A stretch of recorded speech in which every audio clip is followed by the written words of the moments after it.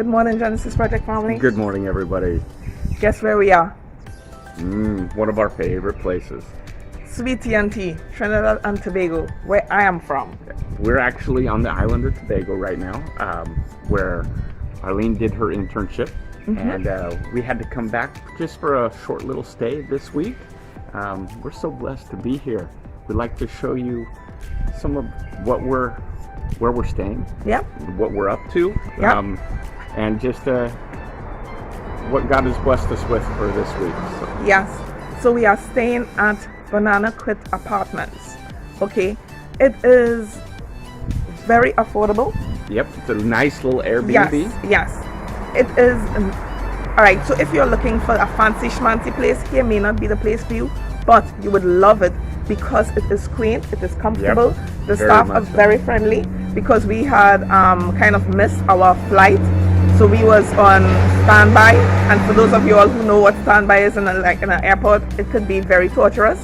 But we contacted the people here, and they made sure that everything was available for us, Yep. that we didn't even have to worry. Candace, she runs the office here. She runs kind of the show here. She took extremely good care of us and Yes. made sure everything was put in place so that Yes. when we got here, we could just come right in Yes. and be comfortable. Right, and I want to show you that it is a very secure place, and it have a nice little courtyard and a little reading area. And also shout out to Rachel too, because Rachel, I believe, is the owner or the manager of the place, and she also was liaised with Candace to make sure that we had everything that we needed. So let's check out Banana Quit. yes. So here, look at this kind of rustic gate here, and it have this keypad that you need to security keypad that you need to put in the information so that you could get in, and then you come into this courtyard. All right.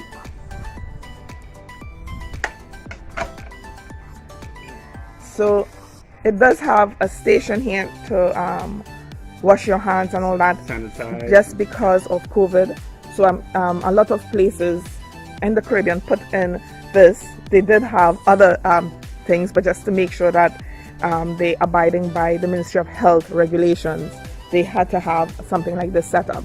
And they have this little sitting area here, and don't know if you could see, but have birds on this little plant. I can't remember the name of this plant, but it is beautiful, and Cliff and I always talk about wanting a plant like this. Got some beautiful palms. All kinds of things. Check out this wash station. So I don't know if you could hear Cliff, but he said check out this wash station. So when you come from the beach, because this is literally walking distance from the beach, it have this little area that you could wash your feet and rinse off. And look at this, it's out of bamboo, and they have like a shower head here and a little pipe here, and it's out of bamboo, which is so cool when I first saw it. So even though we're relatively close to the road, so you do hear some vehicles passing by in our apartment, you don't hear a sound. And have banana trees, palm trees, Beautiful cascading flowers. and a lot of areas that you could sit and just relax here. Behind Cliff here is bamboo, and bamboo grow almost everywhere in Trinidad and Tobago. So this is the little sitting area that I was telling you about. So if you want to come outside and you want to sit and read, have the sitting area here with some books. Nice padded, comfortable seat. Just kind of hang back, well lit. You can kick back, put your feet up.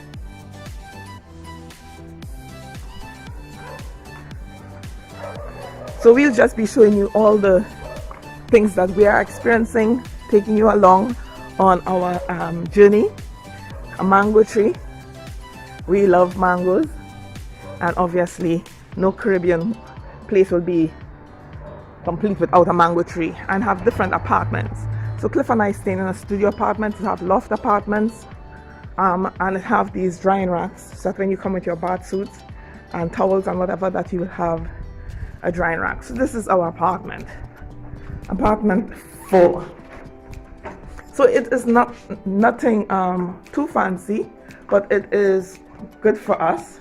Perfect for us. And obviously we have to look at one of our videos, so don't forget to check that out, because we like to have fresh eyes to see what we are doing right, if anything we need to change. And I did have a layout here, so this is to show you some of the Caribbean snacks that we really do enjoy. Thank you, Cliff, for taking all the lights. So some of the Caribbean snacks that we really enjoy, or Trinidad snacks that we really do enjoy, we cannot forget good old 5 finger. Yeah, love 5 finger favorites. And obviously watermelon. Love watermelon.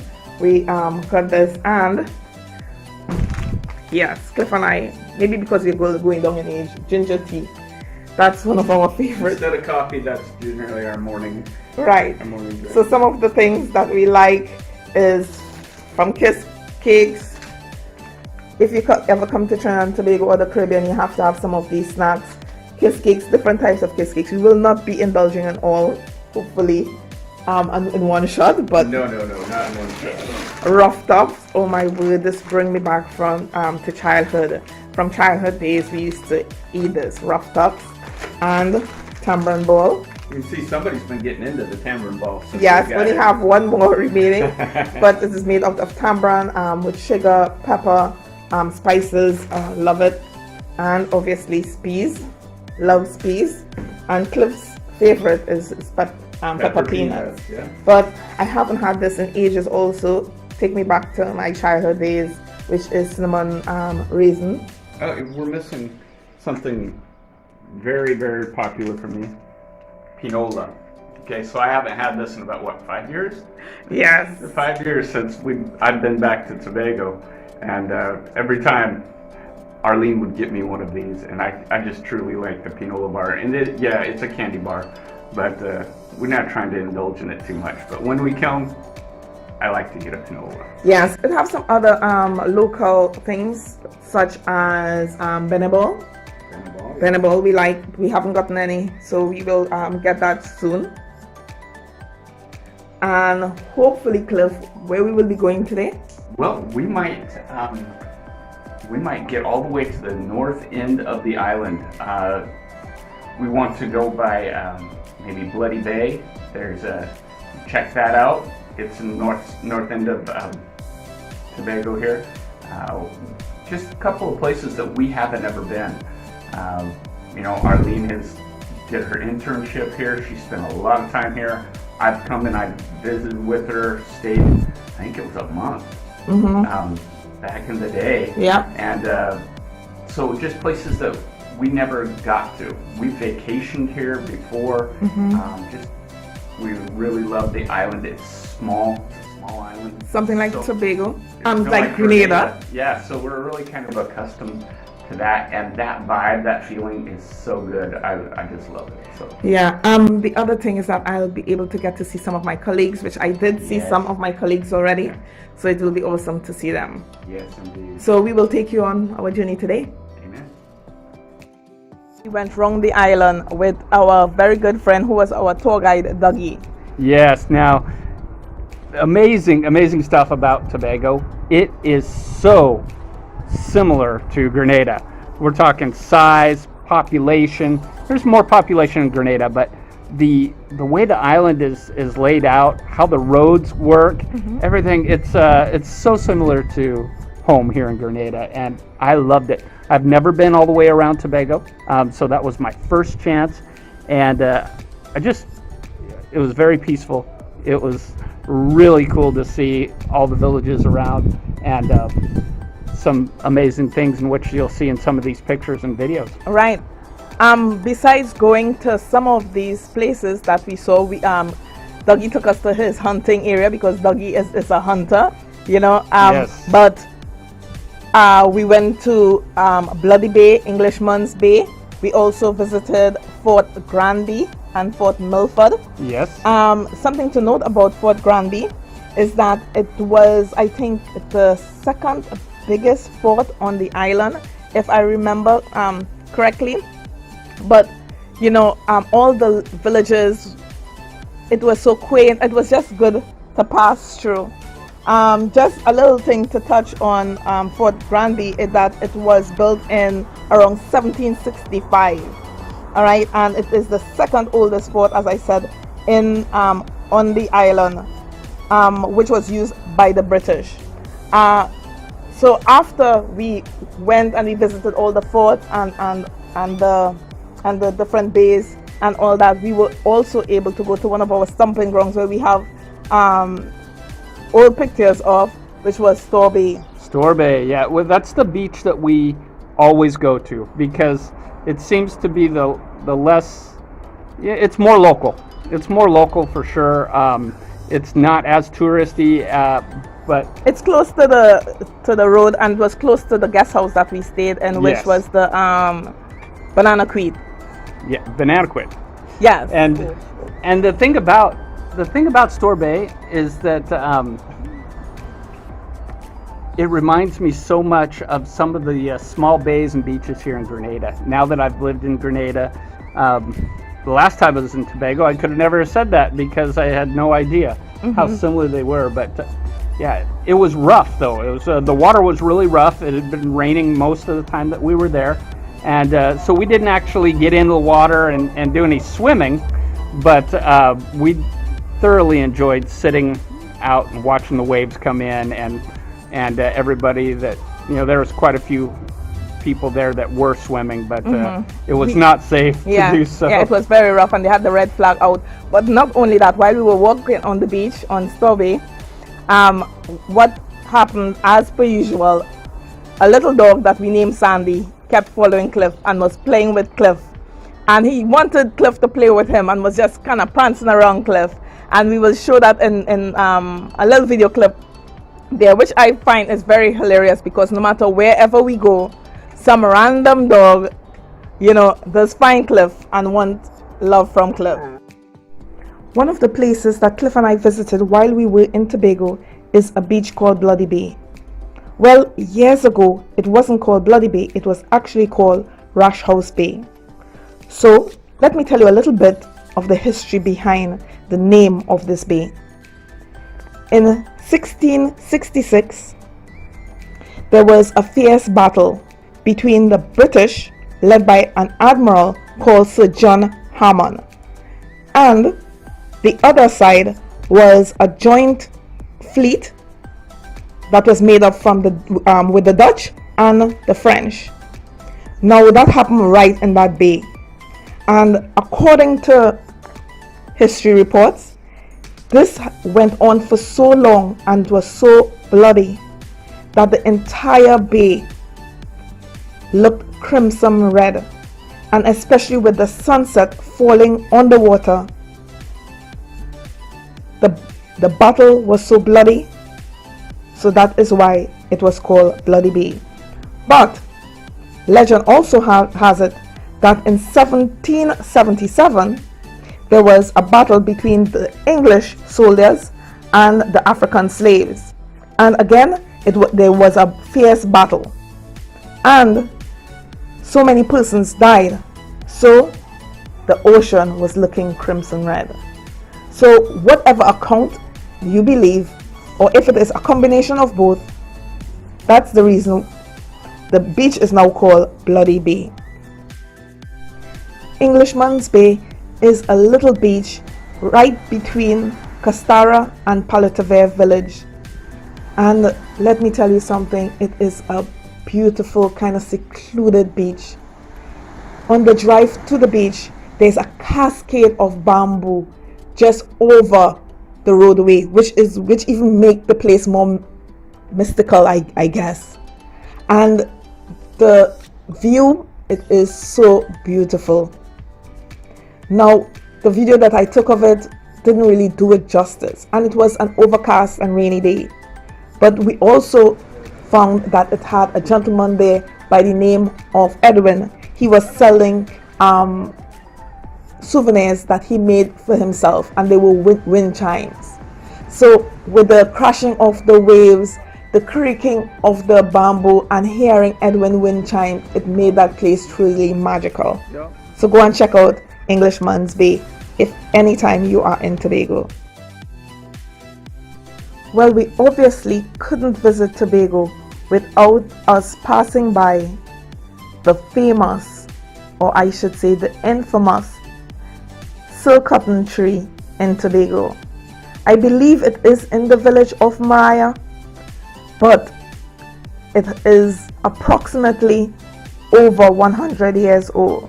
It's said to be one of the oldest trees on the island, or possibly in the Caribbean. Now, why I said that this is historical or probably infamous. So, story has it about the silk cotton tree that it has a lot of folk stories, folklores about this one tree. Now, according to the legend or stories,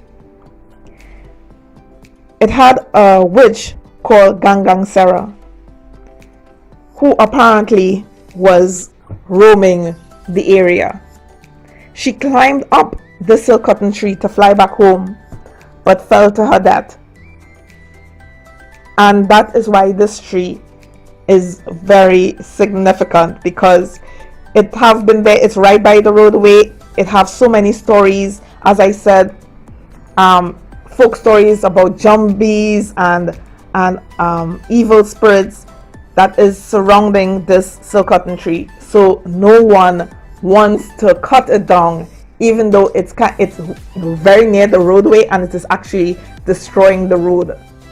So while we were in Tobago, Cliff also celebrated his big milestone, his birthday. Yeah, I had the big 47. And we went and had dinner at the Seahorse Inn. Amazing. We love the Seahorse Inn, you see. And the reason being is when we're in Tobago, which the last time we've been to Tobago was 5 years ago. So we have a tendency to go to to migrate toward the Seahorse Inn because of their cuisine and their staff.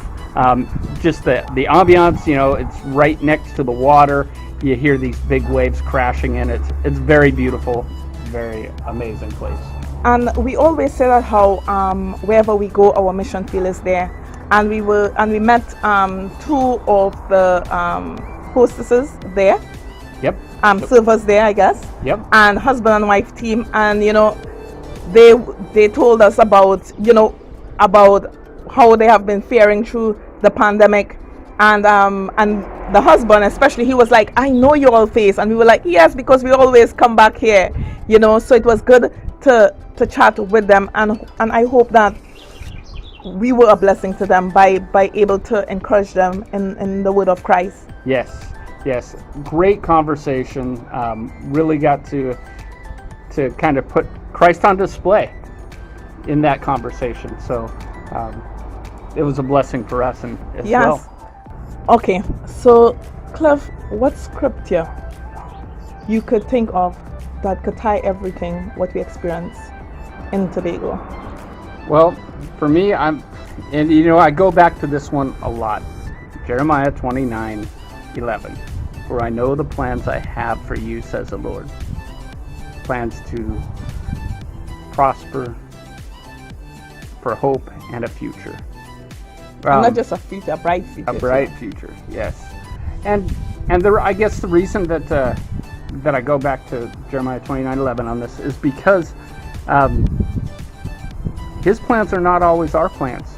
He knows what He's got in store for us, and what we might think is the best route or what we want doesn't always mix with what God has planned for us.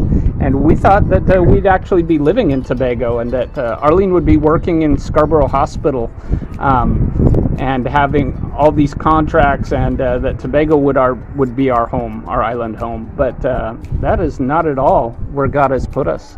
And it's just been an amazing journey to see how He has given myself just so much peace and joy in exactly where He has placed us. I could also piggyback on that scripture, because from the time that we was heading to Tobago, because we head to Tobago on the 20th, we saw God's hand move in so many different ways. Yes, we did end up kind of technically missing our flight, even though we were there an hour and 30 minutes before our flight, but we came to the counter by about an hour and 20 minutes before our flight, but they gave away our seat. But nevertheless, we were able to spend that time there, and because we don't know what God have in store, you don't know what God protecting you from. And on top of that, even when we had to get our antigen test to come back on the island, because you have to get either PCR or antigen test, COVID test, that is, before you could come back on the island. Just the way how things happen, you could see that God set us up for victory, for success. Yes. That the way how everything happened, it was just His perfect timing. So we really did enjoy our time. Yes, we did. And a happy belated birthday to Cliff, since I am saying it now officially on the video or the recording. And we love you all. We were happy to be able to show you a little bit of Sweet T&T. Yes. Thank you all for all your amazing birthday wishes, your prayers, your continued prayers for the families that we are in contact with here in Grenada and in Tobago while we were there as well. Yeah. So please like and subscribe and follow us on this journey called life. Love y'all. Bye.